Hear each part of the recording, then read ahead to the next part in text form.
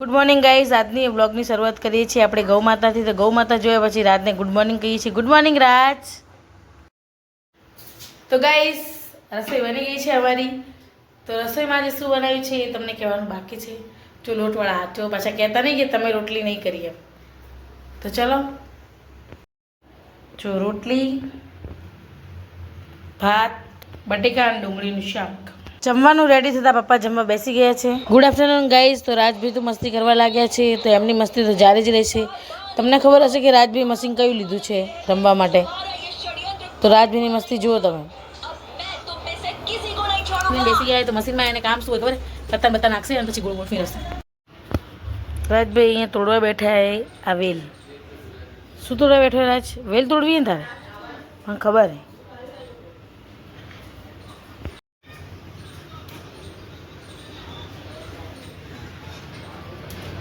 તો ગાઈસ અમે તો આવી ગયા છીએ ઘરની બહાર. એટલે પૂરા બહાર નહીં, જુઓ આ બહાર છીએ, અંદર છીએ. તો અમે આજે ટ્રેન્ડનો કંઈક વિડીયો બનાવતો હતા. બધા લોકો ટ્રેન્ડમાં વિડીયો બનાવ્યા હતા. આપણે બનાવ્યો ઓલો પર્સવાળો, પણ એમાં કંઈક અલગ બનાવ્યો છે આપણે. તો અમારા ફેમિલીમાં ઇન્સ્ટાગ્રામમાં જઈને તમે જોઈ શકો છો એ વિડીયો.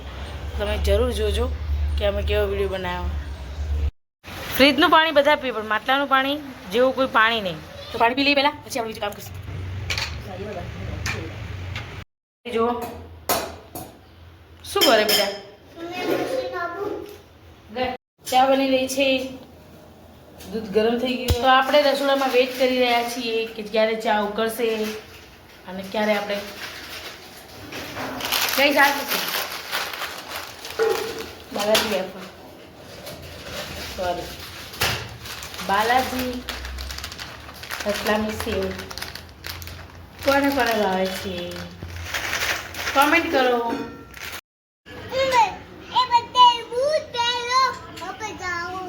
કે શું પહેરવું તારે? ક્યાં જવું?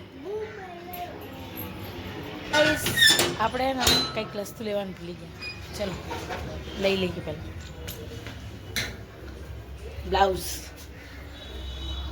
મેચિંગ પીસ લેવાનું. તો ચલો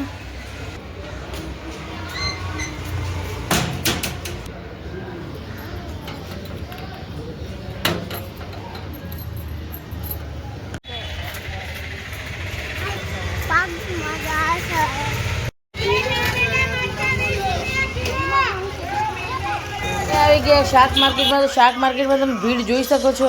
આ અંબેમાનું મંદિર છે જે તમને લાઈવ અમે બતાવી નહીં શકતા હમણાં. તો માર્કેટની ભીડ તો જારી જ છે. રાજભાઈ જુઓ, રાજ. તો ગાઈસ પહેલાં જેસીબી જોવા મળ્યું. રસ્તો જુઓ તમે, ઉપર ખાબર થઈ ગયો ભાઈ. અહીંયા રોડ બને છે નવો. તો રાજભાઈ તો જુઓ, રાજભાઈ તો અહીંયા જોવાની મજા આવે અને અહીંયા ચાલવાની મજા આવે, કેમ કે એને તો આવું જ ગમે છે. સીધો રસ્તો તો ગમતો નથી. અને આપણને જો આપણને ફાવતું નહીં ચાલતા. અને આ જો બિંદાસ ચાલે. હવે અહીંયા રામજી મંદિર પણ છે. તો તમે આ બાજુ આવો ઇન્ડિયા કોલોની બાજુ, તો રામજી મંદિરે જરૂર આવજો. અને આ જુઓ રાજભાઈ મમ્મીને હેરાન કરી રહ્યા છે. દુકાનમાં આવતા આપણે કાપડ ગોતવા માંડ્યા, પણ કોઈ મેચિંગ મળ્યું નહીં. પણ ગોતતા રહીએ, મળી જશે. ફાઇનલી આપણને મળી ગયું છે આપણા બ્લાઉઝનું અકોર્ડિંગ જે કાપડ લેવાનું હતું એ મળી ગયું છે. તો હવે જઈએ આપણે દુકાનથી બહાર. ચલો, તો આપણે આવી ગયા હેન્ડલૂમની દુકાને. તો હેન્ડલૂમની દુકાને મમ્મીએ જોયા લેપકિન. તો લેપકિન, એક લેપકિન 80 રૂપિયાનું હતું. તો લઈ લીધા રાજે 3 લેપકિન. અને પછી દુકાનદાર થોડી વાર રાજ જોડે મસ્તી કરવા માંડ્યા. હવે પ્લાસ્ટિકવાળાની દુકાને આવ્યા. તો પ્લાસ્ટિકવાળાની દુકાને રાજભાઈ તો જો જાણે એની દુકાનો એવી રીતે અહીંયા ઊભા રહી ગયા. ડિંગ ડિંગ ટેણાવ.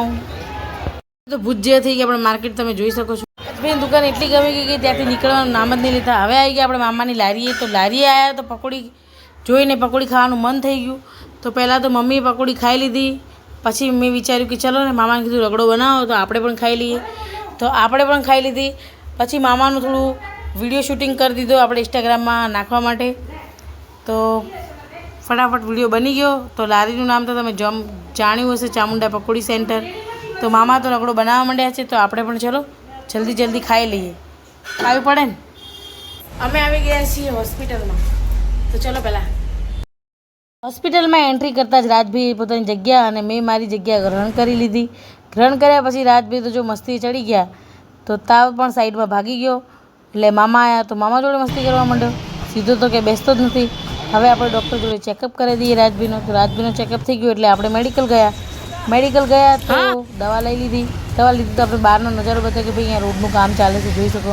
ભાઈને બોલાયા, પૈસા થોડા ઓછા પડી ગયા એટલે 330. તો 500ની નોટ આપી તો આપણને દવા મળી ગઈ. દવા લઈને આપણે બાઇક પર આવી ગયા ઘરે. આવી ગયા દવાખાને જઈને. તો રાજભીની તબિયત એકદમ સારી છે, પણ 700નો ફટકો પડી ગયો છે આપણને દવાખાને ગયા એટલે. તો વાંધો નહીં, છોકરા મહત્વના છે, પૈસા નહીં.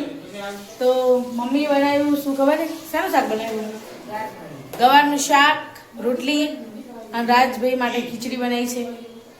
તો ખીચડી તો બનાવી જ પડે, કેમ કે રાજભાઈને ખાવાની હોય એટલે. અને રોટલી તો તમને ખબર જ છે કે મારી મમ્મી પતલી પતલી કરે છે રોટલી, બરાબર. તો જમવાનું તૈયાર છે, તમને પછી અમે બતાવીશું કેવું બનાવ્યું છે. ઓકે.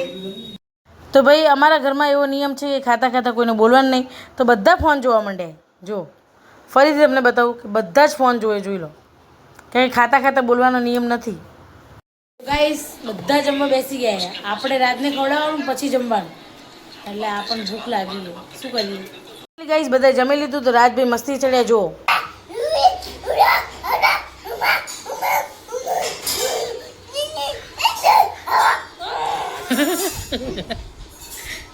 ગાઈસ આજનો બ્લોગ અમે અહીંયા જ પૂરો કરીએ છીએ. અમારા વિડીયો તમને ગમે તો લાઈક, શેર અને સબસ્ક્રાઈબ કરજો.